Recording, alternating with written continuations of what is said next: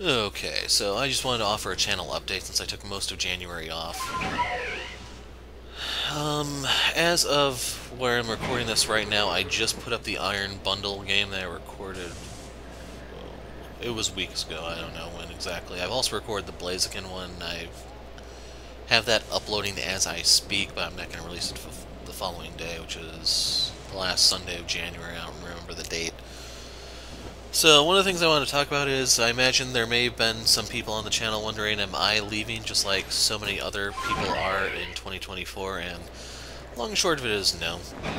I may actually stop just doing chatter and editing some of the stuff. You'll make it more long play, raw footage. That's the most likely outcome.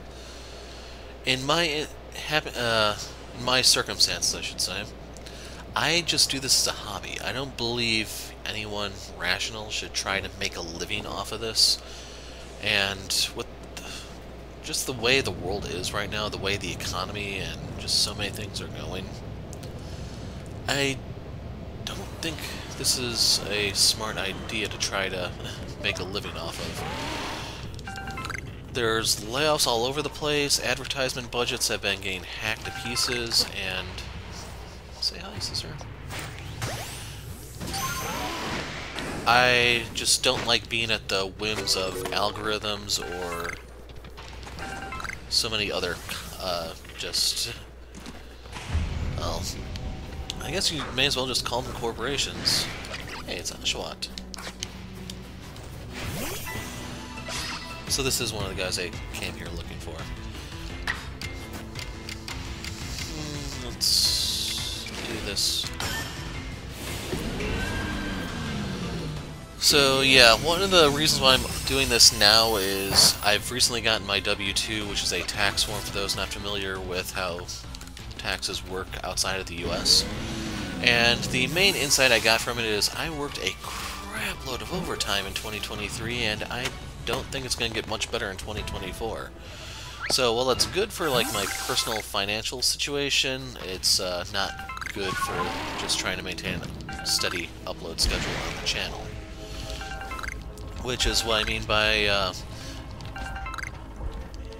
going forward from here, there may end up just being more raw, long play stuff. For this year, I wanted to, well, I'll just go ahead and say it outright.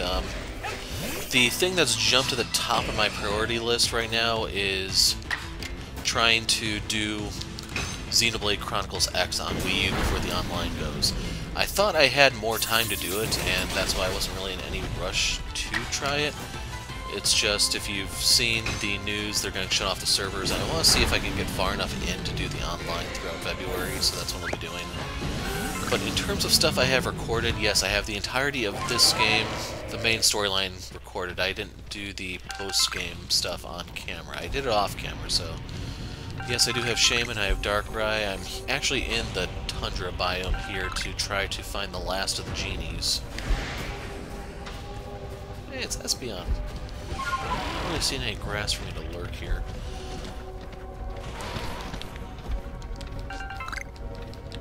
But yeah, just for the situation on the channel going forward, Xenoblade is the thing that's going to be jumping to the top of my priority list. That'll actually be the first Xeno game I put on the channel. I could do Xenogears. I have to get hardware to do Xenosaga, since I'd be doing those with... I'd try to record them natively on PS2.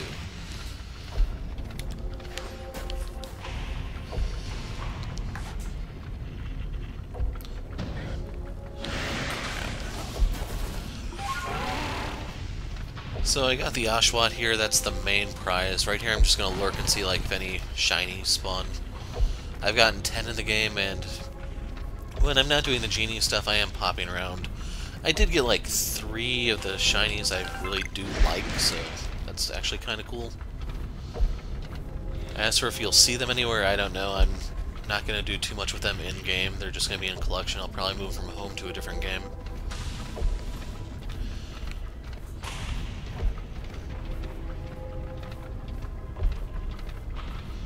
But otherwise, one of the other things I wanted to do for this year was Golden Sun. That recently became a Switch Online game, and... I don't need anything for Pikachu. I have it on Wii. I have the first game on Wii U, so that's where I would have recorded, and I would have did the second game probably on Game Boy Advance using the operator. You don't have to worry about, like, I don't even know if they did the link cable connectivity type thing for the Switch versions, but there's passwords you can put in to carry over your progress from the first game to the second, and that's probably what I'll end up doing. I want to do the first game on Wii U, so I actually get to keep the file. If you haven't heard me say in the past, I believe the first game is probably the best of the series. The second game improves a lot of stuff. It gives you control of the world. It's just they went really overboard with some of the puzzles where they take, like Air's Rock takes a couple hours to do. And if you're wondering if that's hyperbole, no, it's actually like a bunch of mini puzzles inside one larger puzzle of the dungeon. You have to go to the different corners of it to... We'll talk about that when we get there. Just know that, like, when I've done replays of the second game, Air's Rock is where I usually just drop it and then just watch the ending. I'll go to my first playthrough, which I still have.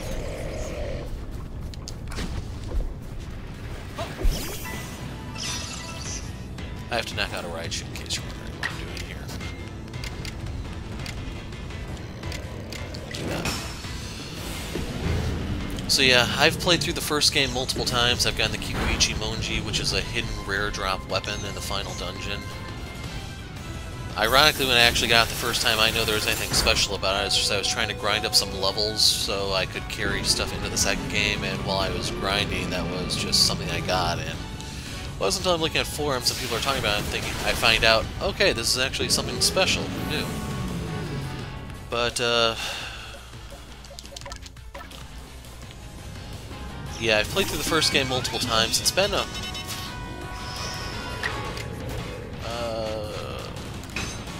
it's been over a decade since I last played it, but I've 100%ed the game. I've done all the side quests, the hidden challenge dungeon that ends with the fight with, I think it's Dullahan, or is he Deadbeard? I don't remember the first game. It's one in the first game, and then the other in the second.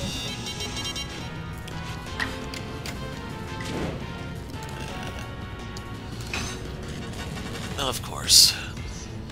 So, real quick to get off the Golden Sun tangent, the thing I hate most about this game are these multiple Pokemon battles where you get jumped. They get 3 to 4 turns to every one of yours, and it's just a grinder to lose your guys. In all seriousness, like, I'm 43 levels above this Electabuzz. It should not be able to scratch this Porygon, but lo and behold it does. This is one of those things I really want them to take out of any sequels they do.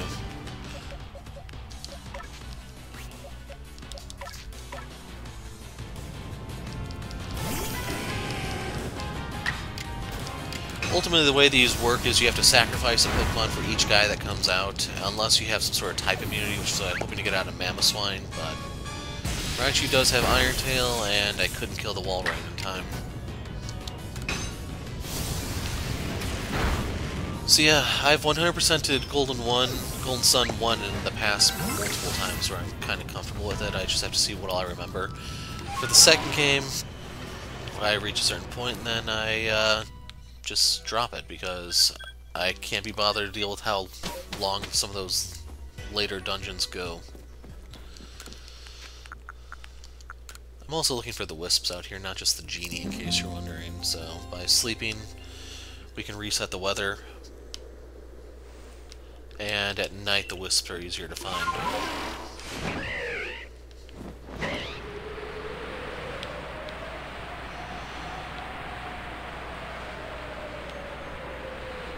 I believe there'd be a snowstorm if the genie were out.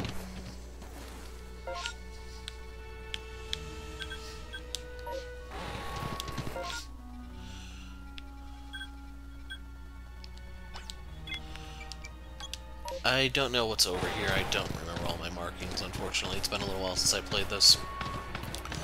So yeah, I would love to do Golden Sun, it's just I don't know if I'll be able to do any sort of talking during it, and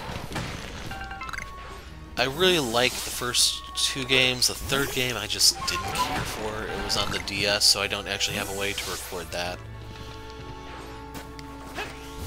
If something comes out along the way, like a DS operator or a 3DS, then we'd be in business, but for the time being, like, we'll stick with the 2 good games in the series. Otherwise, I did order another Code R, which is trace memory for the people who were around in the DS era in North America. I always wanted to play those games, it's just back then I didn't have a lot of money to spare for gaming, and as a result I never got around to it. I believe the second game never even came to the West, it just went to Europe and stayed in the East, so I only know a little bit about those games, and we'll see like what they ultimately amount to. If they're voice acted, that'll probably be like one of the easy ones I can do, where I can just record them and upload. But I don't make any promises yet. So I believe I have to knock out some of these dark type.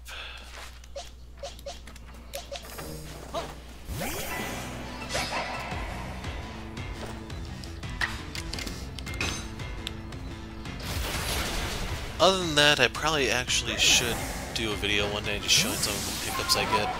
Because I have picked up the first Atelier Ryza game on Switch that I just wanted to try for myself. You've probably seen in my screen that I've done I've played multiple Atelier games in the past. I have the multi-carts for I think it's Dusk and Mysterious trilogies. So I've played those. My very first Atelier game was Iris, which is unlike any of the others. So I was just trying to see what the series are like and go from there, decide do I want to continue playing them or what all do they have to offer. I don't know if I'd record that, that's a maybe.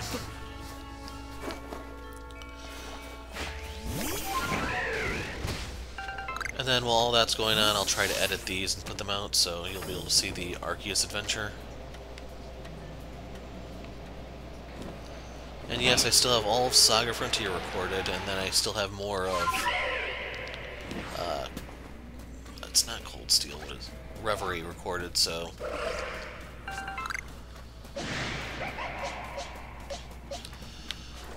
There's a ton of stuff I need to do that I just haven't gotten around to doing, and part of it is just the amount of hours I've been doing recently. Now, one of the things that is coming down later this year that I will make sure I do the reading for is, of course, the next entry into the Deathmark series. I think it's Spirit Hunter series, but it's Deathmark 2. So I had that pre-ordered on the day it became available, so that is coming. Just have to wait for it to actually release.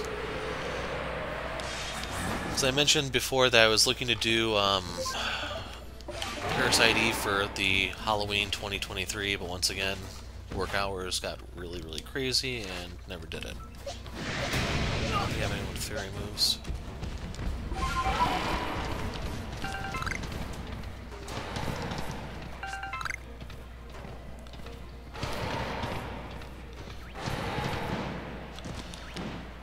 But anyway, I did end up getting the Switch Online, so I'm able to access Golden Sun 2. I may end up just playing some Goldeneye or something else, because there are a few games like Jet Force Gemini that I always wanted to try that I just never had the opportunity to do so.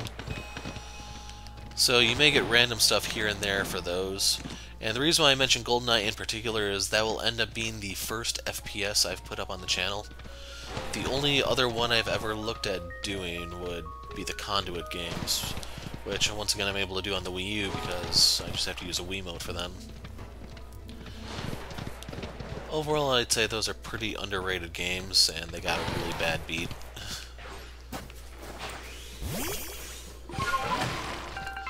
But yeah, that's basically why I haven't made any... Well, I haven't done too much this year so far. And I'm kind of hoping eventually that will change. It's just we kind of have to see how the whole economic situation around the world goes.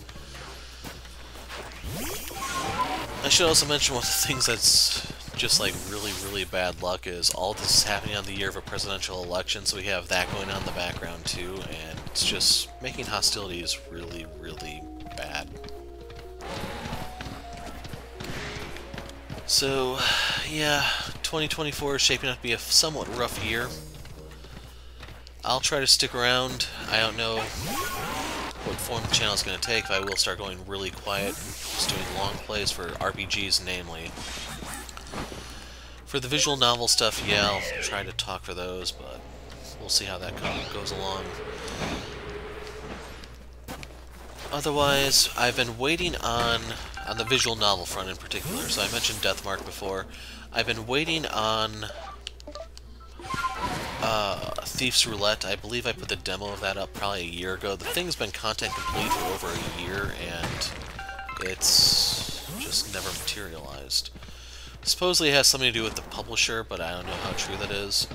The one reason why I kind of believe that is, I don't know who here has been following Eiyuden, but I really have to call this one out because it is by far the worst publishing deal I've ever seen.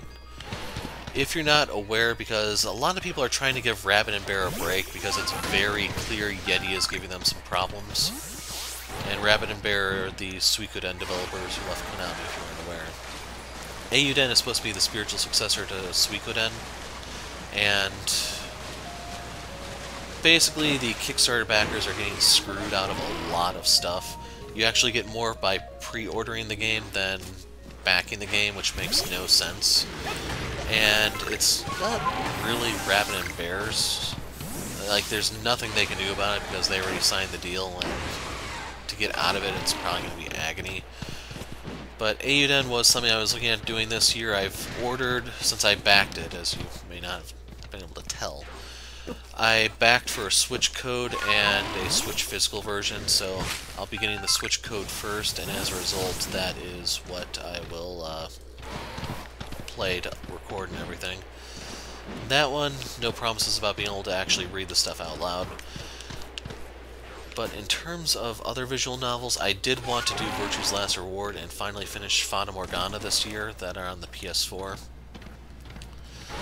With the PS5 already out and gathering steam, like, Blue is in no rush to take the PS4 back, so that's why I haven't really been too pressured to try to knock these out, but yeah.